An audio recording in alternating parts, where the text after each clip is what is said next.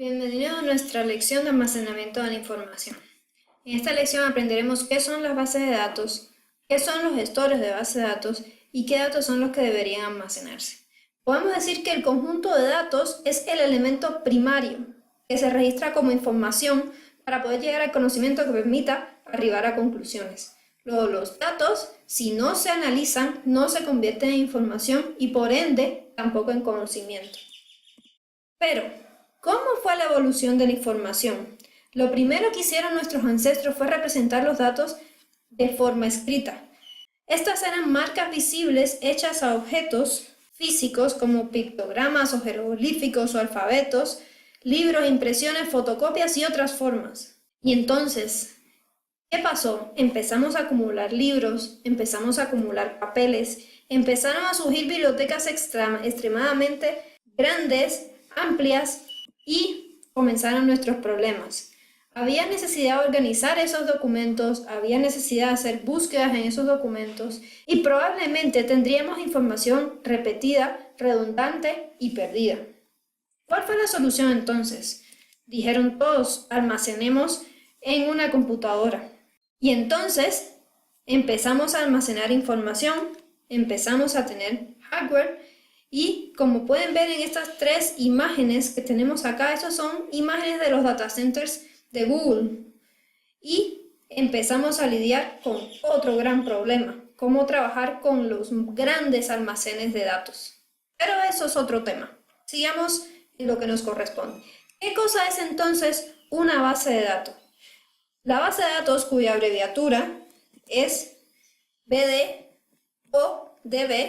por sus siglas en inglés, database, es una entidad en la cual se pueden almacenar datos, y esto es muy importante, de manera estructurada, con la menor redundancia posible. ¿Qué significa que los datos sean redundantes? Simplemente que están repetidos. Eso es lo que queremos evitar. Y, por supuesto, diferentes programas y diferentes usuarios deben poder utilizar estos datos muchas veces a la misma vez. Para eso entonces se crearon los gestores de base de datos.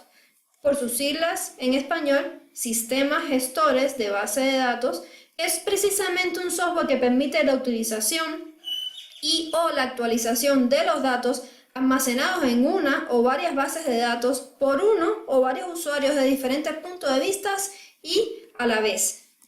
Entonces, ¿qué permiten hacer nuestros gestores de base de datos? Primero, añadir nuevos datos a la base de datos, recuperar datos de bases de datos existentes, modificar los datos que ya están almacenados en la base de datos, eliminar datos, añadir otras bases de datos y eliminar bases de datos existentes. Estas características es lo que nos debe permitir nuestros gestores de base de datos.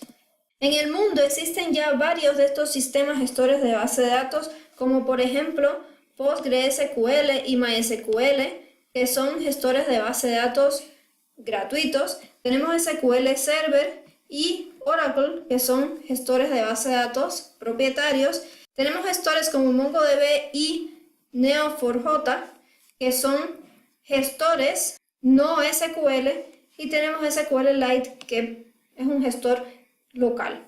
Esto nos da la idea de que existen diferentes tipos de base de datos. En esta lección abordaremos solo dos y de manera muy breve.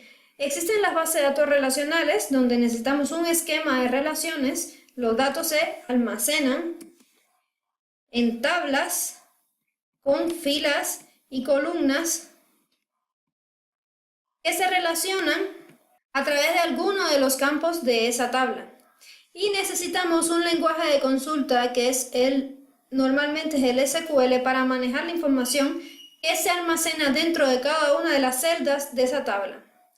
Y la otra base de datos que podemos encontrar son las bases de datos de documentos, donde no necesitamos un esquema, donde los elementos se almacenan y se consultan desde documentos.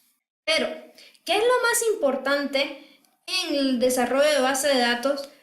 Tenemos que almacenar de manera eficiente y adecuada precisamente los datos.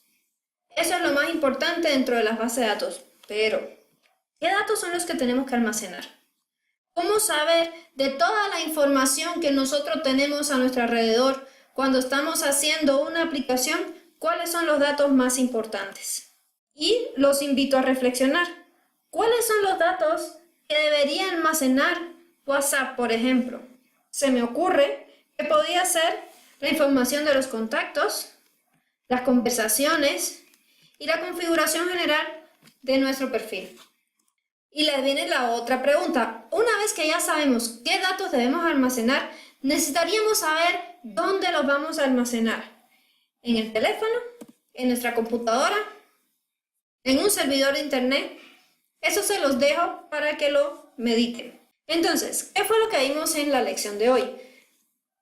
Definimos qué es una base de datos y cómo se manejan a través de los gestores de base de datos, cuáles son los gestores que existen y qué realmente es lo que se debe almacenar en bases de datos.